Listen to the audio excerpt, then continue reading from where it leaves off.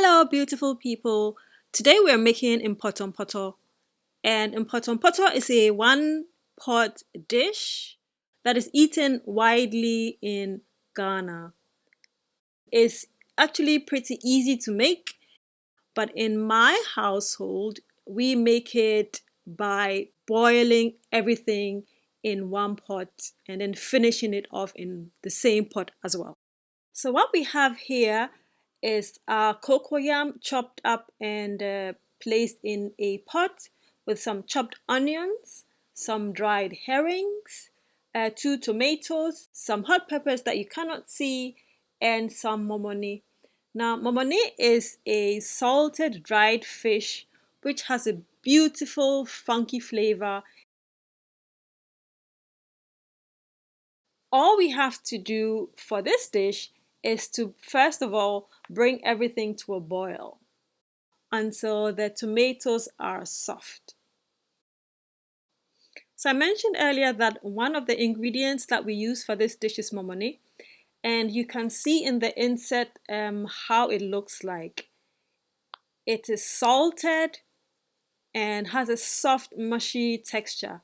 You can use it for so many dishes. You can use it for kontomire, you can use it in okra soup, and like this dish, you can use it in Mportomportor.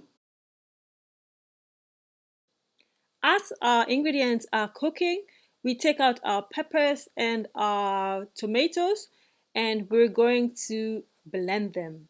You can either blend them or mash them in a mashing bowl. So we're going to add some water and then bring that to a boil again. Now for Mportomportor, you could use cocoyam, you could use sweet potatoes, or you could use yam. Don't forget to add some salt as you're cooking. The momoni has some salt, but not enough to salt the entire dish. So taste for salt as well. So once it comes to a boil, you can put in your blended tomatoes or your ground tomatoes. You can see that that's the mashing bowl there. And we're going to put that back into the pot.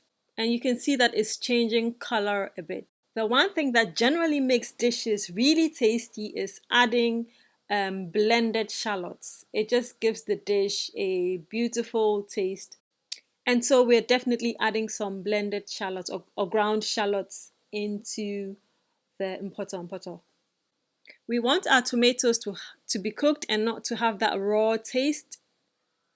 So we have to let it simmer for a bit. Once the tomatoes have cooked for a bit in the Mportomportor, then we'll add our ground shallots.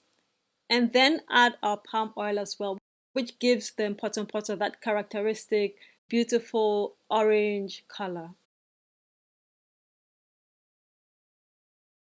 So now all we have to do is let that cook a bit further, and that's basically it. Add a bit more palm oil. I mean, you could obviously eat the pottage without adding palm oil, but then palm oil is just really part of what makes Mportomportor so good. So a lot of people are actually also iffy about fish bones in their food. So if you have dried herrings and you don't want any bones in there, you're going to have to take time and then remove the bones from the herring. You can do so by splitting the herrings into half, taking out the middle bone, and then carefully proceeding to remove all the other tiny bones. Personally, I think it's pretty easy to eat the Mportomportor with the tiny bones in there, but then not everybody is comfortable with eating that. So if you need to, take your time and remove the bones, or you can use any other fish which is not as bony as dried herrings. And that's about it. I hope you enjoyed this recipe, and I do hope that you're going to try it. The full recipe can be found on gingerandseasalt.com. Please remember to like, subscribe, and share, and happy eating!